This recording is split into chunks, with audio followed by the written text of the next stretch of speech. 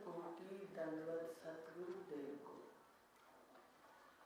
अपना विषय ब्रह्म प्रकाश का चल रहा है। उसमें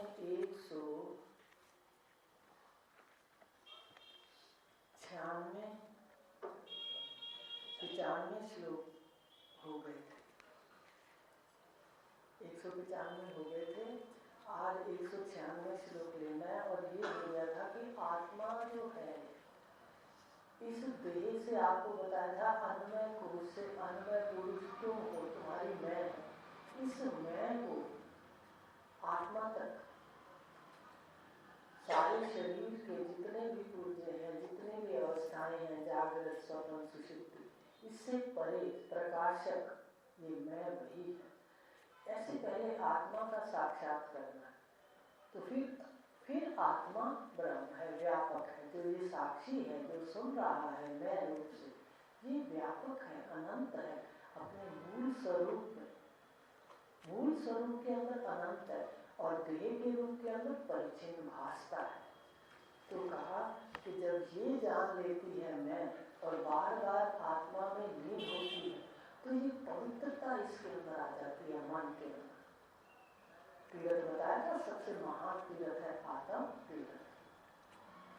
तो अब बताया कि जब ये आत्मा साक्षात अपने स्वरूप का, परमार्थिक स्वरूप का साक्षात कर लेती है, तो फिर उसमें स्थित होके, अगला श्लोक है, ब्रह्म प्रकाश में स्थित होके कर्म करे जब जीव, दोनों लोक की बाजी जीते, कर्म न बनते बीज।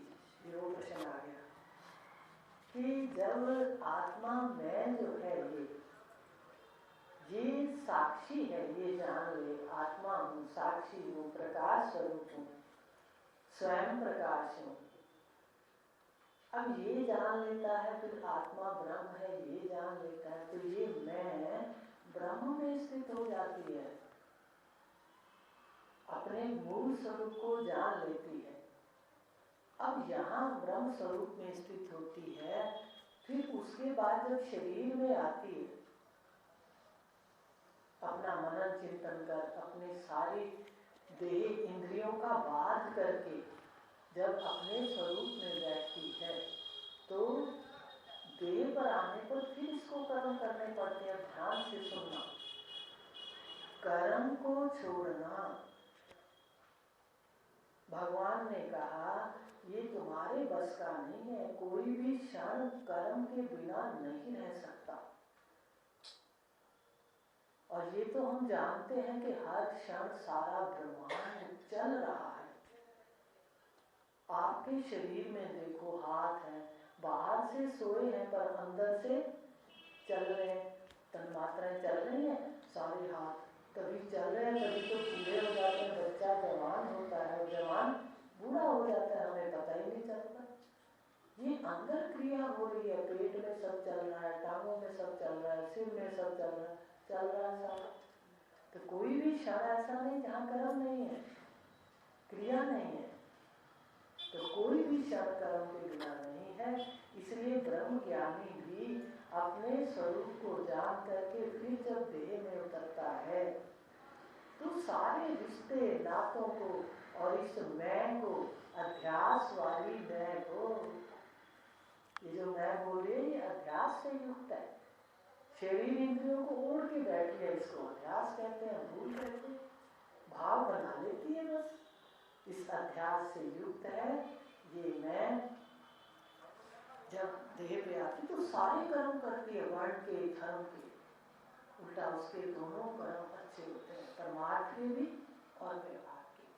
तो इसको लेते हैं कि स्थित होती है जब जीव। अब आपको खोलते हैं बात। स्थित कैसे होते हैं, अध्यास कैसे होता है और कर्म कैसे होते हैं। स्थित कैसे होते हैं, अध्यास कैसे होता है और फिर कर्म कैसे होते हैं, इसको खोल के देख लेते हैं।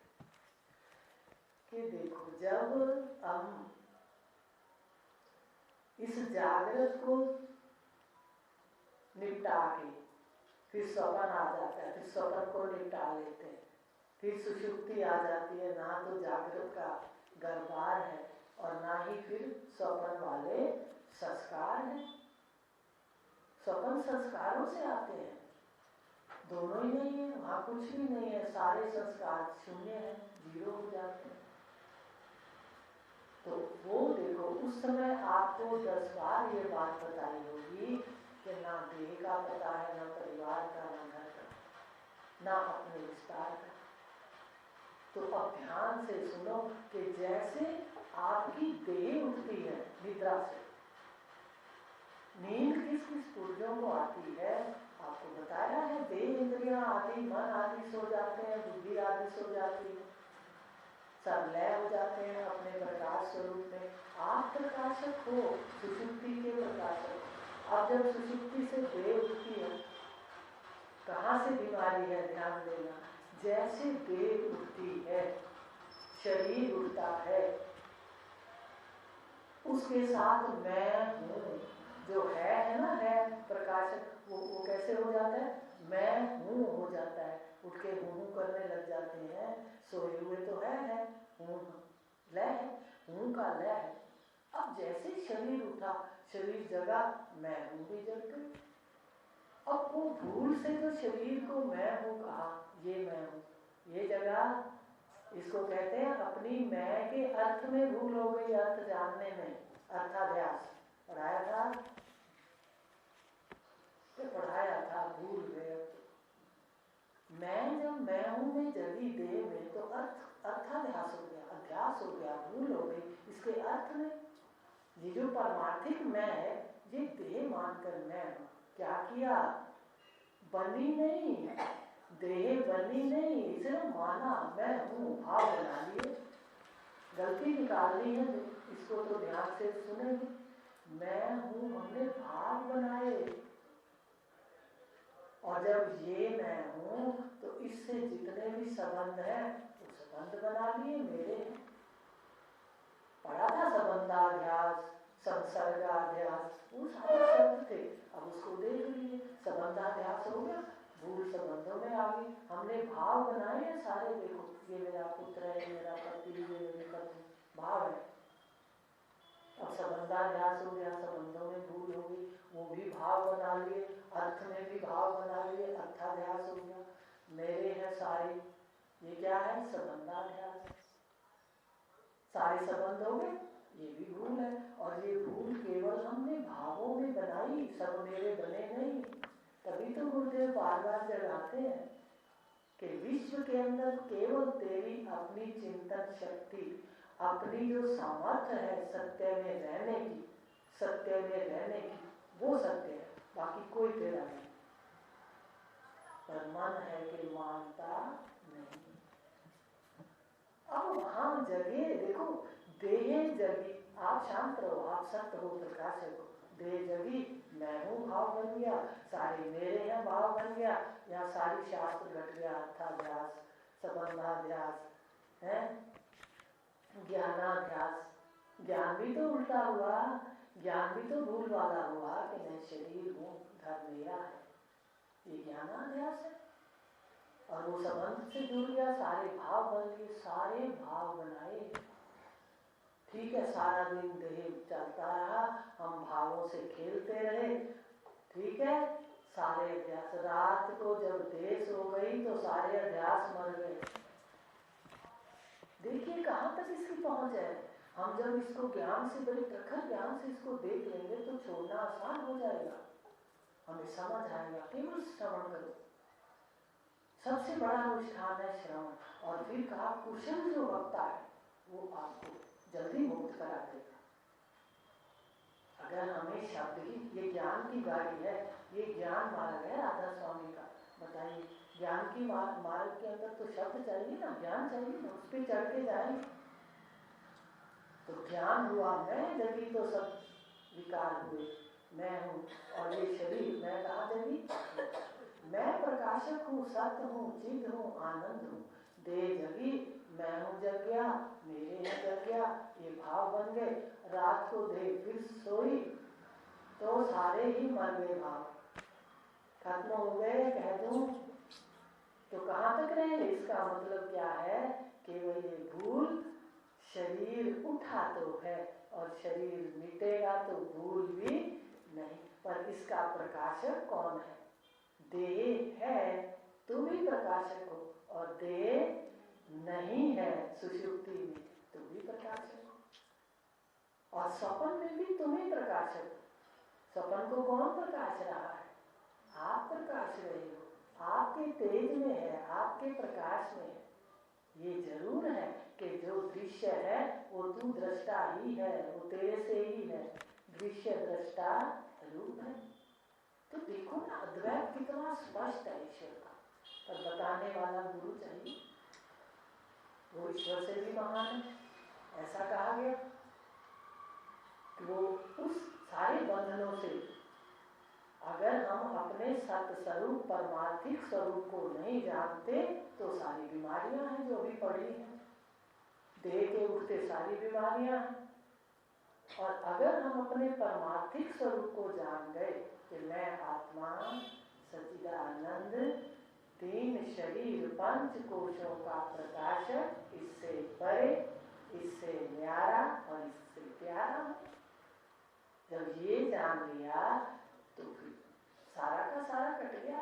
ये होता रहे सब कुछ, भावों के अंदर कहेंगे ये मेरा पुत्र है, मेरा घर है, और उसको पता है ये मेरा पाठ है, या सत्य कुछ भी नहीं। जो बोल रहा हूँ वो सत्य नहीं है, सारा व्यवहार झूठ के अंदर है। देखो सारा ही झूठ बोला जा रहा है, तो पारमार्थिक फिर झूठ है तो आपको भी झूठ है सारा। इसको व्यावहारिक सत्य कहा, इस झूठ को क्या कहा? व्यावहारिक सत्य। व्यावहारिक से अपने ये कहेगा मैं हूं, लेकिन याद क्या होना चाहिए? पारमार्थिक सत्य। व्यावहारिक सत्य में कहेगा ये मेरे संबंधी है, पर याद क्या रहे? अपना पारमार्थिक स्वरूप, प्रकाशक, मैं प्रकाशक। ये मिथ्या, ये दिख रहा है पर सच्चा नहीं। इसको बात कर दो, बात माने मिथ्यात्व का दृढ़ निश्चय। मिथ्या जान लो कि देखो शरीर उठते ही सारी बीमारियां उठ जाती हैं, ये भाव उठ जाते हैं, और शरीर के सोते ही सारे भाव खत्म हो जाते हैं, यूं कह दो मर जाते हैं। अगर शरीर ना उठे तो आपका कोई भाव नहीं उठेगा। आ रही है समझ बात? तो आप ही परमार्थिक स्वरूप में सत्य हो, इस सृष्टि के प्रकाशक के स्वरूप में सत्य हो, एक शरीर की, फिर स्वप्न के प्रकाशक हो, और जागृत के भी देखो, इस दृष्टा जो बोल रहा है इसके भी तुम प्रकाशक हो। मैं सुखी है, मैं दुखी है, मन कैसा है आप जानते हो। तो जो जानकर अपनी परमार्थिक स्वरूप को जानकर अपने सत्य स्वरूप परमार्थिक में स्थित रहता है तो भाव मिथ्या हो जाते हैं, उसको समझ आ जाती है कि तो भाव है, मैंने भाव बना लिए उनके, पर वास्तव में ऐसा नहीं है। ना तो शरीर मैं हूँ और ना ही ये सब मेरे हैं।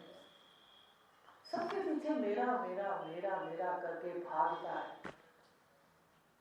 मुझे तो वो मैदान में भिड़ने वाले युद्ध वो करते हैं ना, मल युद्ध, जो पहलवान, और शरीर पे तेल लगा के आते हैं। मैं क्या इस जगत की सृष्टि में जो चल रही है युद्ध, ये सब पहलवान तेल लगा के बैठे हैं, जिसको मेरा कहते हैं, वो हाथ से पकड़ते हैं वो फिसल ऐसा।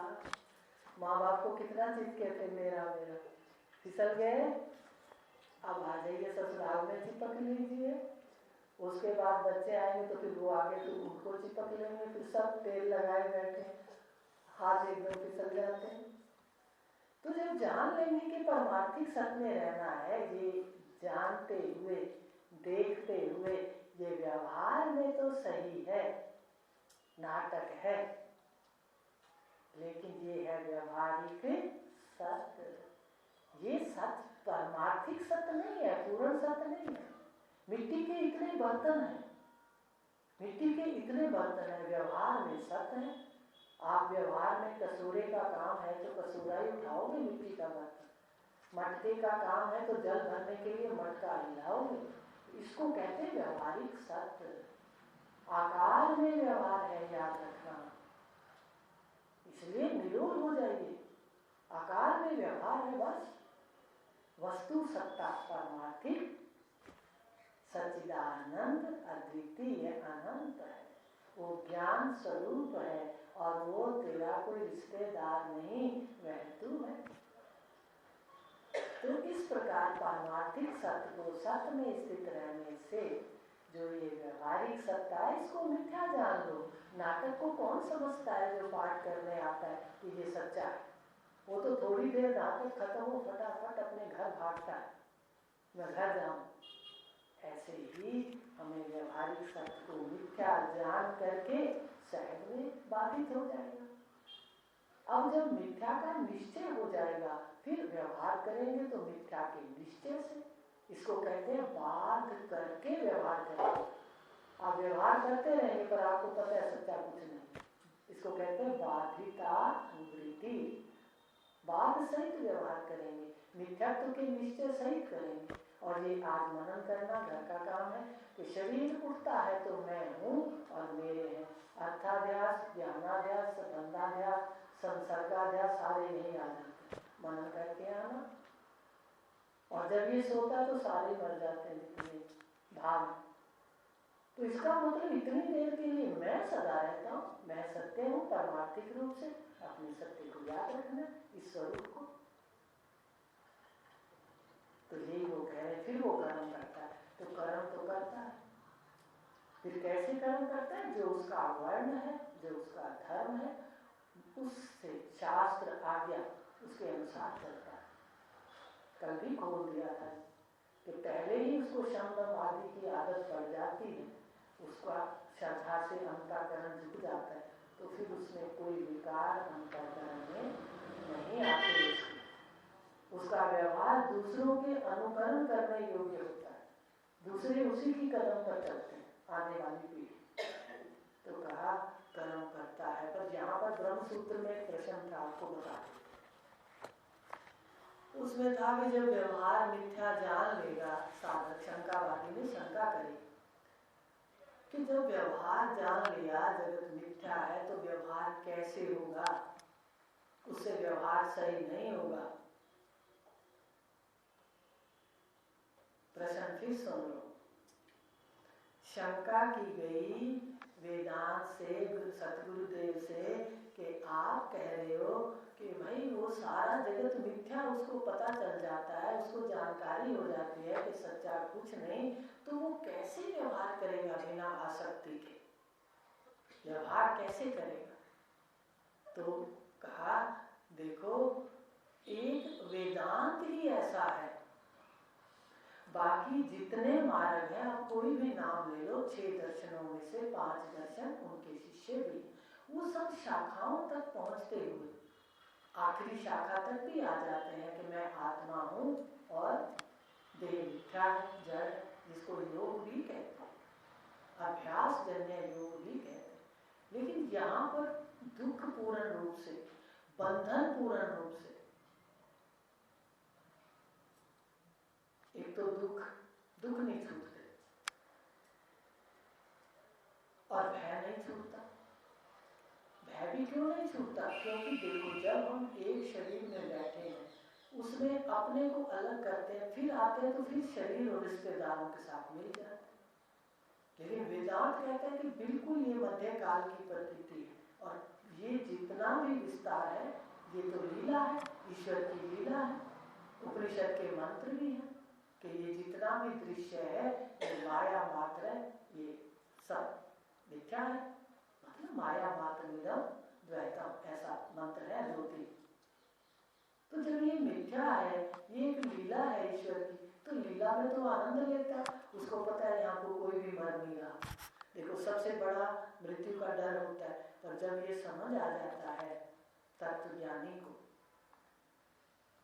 तो अपनी उस मृत्यु से भी भयभीत नहीं होता। क्योंकि जिसमें मृत्यु है शरीर में, उसका भी आकार मर रहा है, तत्व भी नहीं मर रहे। आकाश मर रहा है? नहीं मर रहा।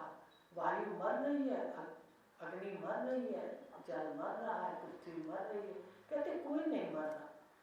मटके बन जाते हैं, फिर मिट्टी टूट जाती है, मटके बन जाते हैं, फिर मिट्टी में मिल जाते हैं, तो सारी मिट्टी तो ज्यों की त्यों है। लेकिन जो आकार बनते हैं ये आकार ही बनते हैं, आकार ही बचपन जवानी बूढ़े पाए का है, पुराने होते हैं, घसते हैं और ये टूटते हैं। इसलिए कहा कि उसका व्यवहार और सुंदर हो जाता है, क्योंकि उसको पता है मेरा पाठ है, फिर इस रूप में दोबारा नहीं आऊंगा, ये रिश्ते बन के दोबारा नहीं आऊंगा। कोई भी बैठा है ना इस रूप को दोबारा नहीं ग्रहण कर सकता। बताया था यह मरता है, बताया था यह नश्वर है और मैं का रूप बदलता है, और मेरी मैं सच्चिदानंद अखंड अजर और अमर। तो ये जो रूप बदलने वाली मैं है, ये रूप बदलती है। अगले किसी भी आप वासना से आते हो, ना तो ये रूप मिलेगा, ना ये घर मिलेंगे, ना ये रिश्तेदार, ये थोड़े समय के हैं। तो जानकार लड़ाई झगड़े छोड़ देता है, उसका राग द्वेष खत्म हो जाता है। पढ़ा था राग द्वेष का कारण है मूल अविद्या, मूल अविद्या। राग द्वेष आया था, अविद्या, अस्मिता, राग, द्वेष, अभिनिवेश, पांचों बीमारियां हैं अविद्या। और वेदांत क्या करता है, बाकी जितने ही दर्शन है वो शाखाओं से पार कराते हैं, पर वेदांत तो मूल अविद्या पर ही कुल्हाड़ा मार देता है। मूल अविद्या क्या है, अभी आपको बताया है, देह के उठते ही मैं ये हूँ और ये सारे मेरे। बस उसी मूल अविद्या को वेदांत काट देता है। तत्व ज्ञान उस मूल अविद्या को काट देता है, परमार्थिक स्वरूप को साक्षात करा देता है, व्यवहारिक स्वरूप को मिथ्या बता के परमार्थिक साक्षात करा। और जो मूल अज्ञान है भाव, भारी व्रत बनाए थे, जानकार का ना तो मुंह बदलता है, ना नाक बदलता है, ना घर बदलता है, ना माथा बदलता है, केवल उसके भाव बदलते हैं। जानते हो बाहर से तत्व ज्ञानी भी अज्ञानी की तरह ही लगता है। भगवान ने कहा है, भगवान ने कहा ज्ञानी और अज्ञानी को पहचानना बहुत मुश्किल है। इसलिए जो साधक है वो श्रद्धा करते हैं, जिसकी जितनी ऊंची श्रद्धा है उसको उतना फल है। फल तो अपने मानने से है। कहा रामचरितमानस में, जाकी रही भावना जैसी प्रभु मूरत देखी तिन। हमारे भाव अगर उज्जवल है, हमें फल क्या मिलेगा, उज्जवल। तो ये बड़ा अजीब ही सृष्टि का रहस्य कि वेदांत सीधा मूल विद्या पर कुठाराघात करता है, उसको खत्म कर देता है। तो जानकर जग जाता है, वो कहते हैं तो सारा मिथ्या, ये तो रोज ही लय हो रही है, उत्पत्ति हो रही है, स्थिति हो रही है, लय हो रही है। तो बस ऐसे बड़ी उत्पत्ति स्थिति लय हो जाए। जो रोज है छोटी मृत्यु, वो बड़ी में आ गए, लय होगा ना। देखो शरीर अब तो ये सुबह फिर उठ जाता है, तो अपने को कोई घबराहट नहीं होती। लेकिन सोने के बाद आखिरी में बुढ़ेपे में सोना ही तो है, अपनी मैं को जाके ब्रह्म रूप में लीनी तो होना है। यही तो है जो रोज हो रही है, उस वक्त भी हो रहा है। आ रही है मेरी बात समझ? तो फिर ब्रह्म ज्ञानी कैसे कर्म करता है, राग द्वेष से रहित। कर्म तो वर्ण और धर्म के अनुसार, मर्यादाओं के अनुसार करता है, पर राग द्वेष से और उत्साह से करता है। उसको परमार्थिक कोई अगर ईश्वर ने उसको कोई काम दिया है तो वो भी बहुत सुंदर करता है, व्यवहार भी सुंदर करता है। अज्ञानी व्यक्ति कहता है मुझे टाइम ही नहीं है, मुझे वक्त ही नहीं। लेकिन जानकार थोड़ा सा भी आप जानते हो, देख तो कितना समय आपके पास है, आप परमार्थ में जो लगाते हो वो समय बाहर ऐसे बैठ के बिताते थे बेमतलब का घूम फिर के। अब समय का सदुपयोग होता है तो बहुत सुंदर पाठ करता है। आप राजा जनक का उदाहरण ले लीजिए, जब बेटी जाने लगी तो राजा जनक को क्या जरूरत थी रोने की, बताइए ना। ब्रह्मज्ञानी थे, यहाँ प्रश्न हो सकता था।